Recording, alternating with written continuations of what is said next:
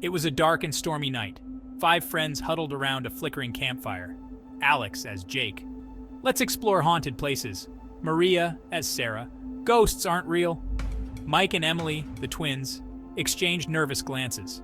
Lastly, there was Tim, the youngest. He tried to look brave, but his trembling hands gave him away. They made a pact that night. 5 haunted locations. 5 thrilling adventures. They would face their fears together. The next morning, they began their research. Old newspapers, local legends, and spooky online forums became their guides. Their first destination was Set, the abandoned Willow Creek Asylum. It stood on the outskirts of town, a looming shadow against the sky. As they packed their backpacks with flashlights, snacks, and a first aid kit, butterflies fluttered in their stomachs. The thrill of the unknown beckoned them. Their haunted adventure was about to begin.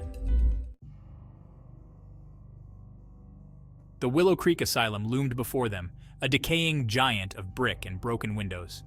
The friends stood at the rusted gates, hearts pounding. Alex as Jake. It's just an old building. Jake pushed the creaking gate open. It groaned like a tortured soul. They stepped inside, the overgrown courtyard crunching beneath their feet. Maria as Sarah. It's just an old building. Sarah tried to maintain her skepticism, but her voice quivered. The asylum had a dark history. Rumors of cruel experiments and restless spirits swirled around it. As they approached the main entrance, a cold breeze brushed past them. Sophie as Tim. Did you feel that? The interior was a maze of peeling wallpaper and abandoned medical equipment. Their flashlights cast eerie shadows on the walls. Suddenly, they heard it. A faint whisper echoed down the hallway. Raj as Mike. It's probably just the wind. Maria as Sarah. Ah! Sarah screamed, jumping back. The others rushed to her side. Their next destination was closer to home. Old Mrs. Perkins's house had stood empty for years. Rumors of a tragic past and ghostly sightings made it the perfect second stop. The friends gathered outside the Victorian mansion, its paint peeling and shutters hanging askew. Emily clutched her Lucky Charm tightly. They found an open window and climbed inside. The house creaked and groaned with every step. Dust covered every surface, undisturbed for years. Raj as Mike. Let's check out the attic. The others nodded, though Tim looked hesitant. They found the narrow staircase leading up and began to climb. The attic was a treasure trove of forgotten memories. Old furniture, trunks, and mirrors filled the space. As they explored, Sarah caught a glimpse of movement in one of the mirrors. She turned, but saw nothing. Maria as Sarah. Guys, I think I saw something. Sophie as Tim. Ah! Tim screamed as he felt something tug at his shirt. They bolted for the stairs, hearts racing. The Old Town Cemetery was their third challenge. They arrived at midnight, the iron gates creaking open under Jake's push. Moonlight cast long shadows across the tombstones. The friends moved cautiously, their flashlights bobbing like fireflies in the dark. Sophie as Emily. According to the story, a gravedigger had been buried alive here a century ago. On full moon nights, like tonight, his ghost was said to roam the grounds, seeking revenge. As if on cue, a mist began to rise from the ground. It swirled around their ankles, cold and damp. Sophie as Tim. Maybe this wasn't such a good idea. They made their way deeper into the cemetery. The tombstones grew older, the names harder to read. Suddenly, Sarah tripped over something. Maria as Sarah. Guys, look at this. The others gathered around, their faces pale in the moonlight. A low moan echoed through the graveyard. The grand, majestic theater had once been the pride of their town. Now it stood abandoned, its glory days long past. The friends approached the boarded-up entrance, determination mixed with fear on their faces. Alex as Jake. I'll pry open this loose board. It should be big enough for us to squeeze through. Inside, the air was thick with dust and memories. Faded posters clung to the walls, advertising shows from decades ago. They made their way to the main auditorium, their footsteps echoing in the vast space. The stage loomed before them, heavy velvet curtains hanging in tatters. Maria as Emily.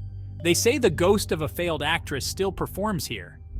As if in response to Emily's words, a haunting melody began to play. It seemed to come from everywhere and nowhere at once. The friends froze, eyes darting around to find the source. Sophie as Sarah. It must be an old recording or something. But deep down, she knew that was impossible in this powerless building.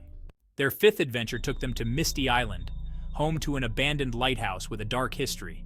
The boat ride was tense, fog surrounding them as they approached the rocky shore.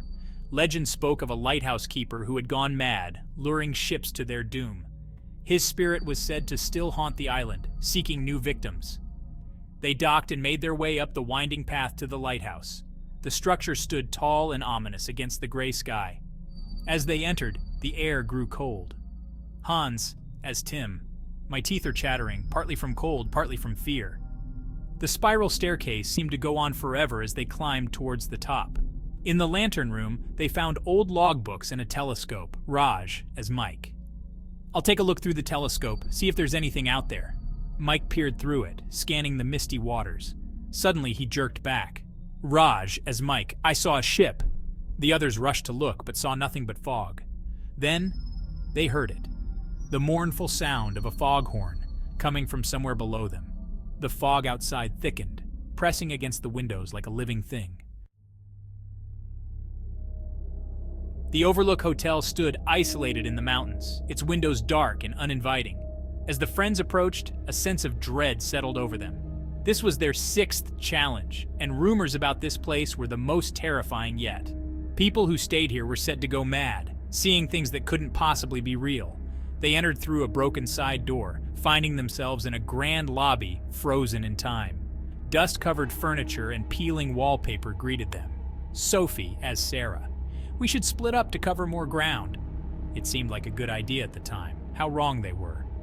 Emily and Tim took the east wing, Mike and Sarah the west, while Jake explored the kitchens. As Emily and Tim walked down a long corridor, they heard the sound of a ball bouncing. Turning a corner, they saw two young girls at the end of the hall. Maria, as Emily. Did you hear that? Hans, as Tim. Yeah, but where is it coming from? The girls spoke in unison. Sophie, as the girls. Come play with us. Their seventh destination was the Whispering Woods, a forest on the outskirts of town that locals avoided. Stories of hikers going missing and strange creatures lurking in the shadows made it a perfect challenge. The friends stood at the trailhead, the dense trees looming before them like silent sentinels.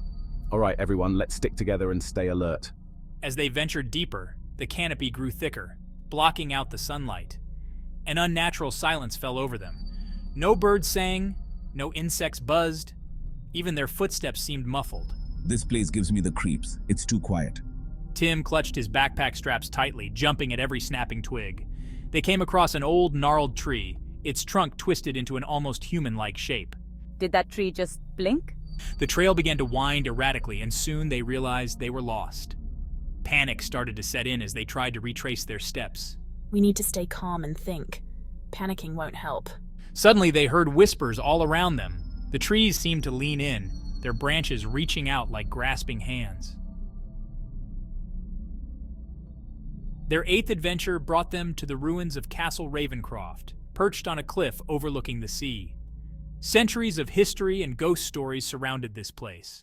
The friends approached the crumbling walls as the sun began to set, casting long shadows across the overgrown courtyard. Look at this place, it's like stepping back in time. They entered through a gap in the wall, flashlights illuminating worn stone steps and ivy-covered passages. Legend spoke of a cruel lord who had made a deal with dark forces, and whose spirit still guarded his ill-gotten treasures. I feel like we're being watched.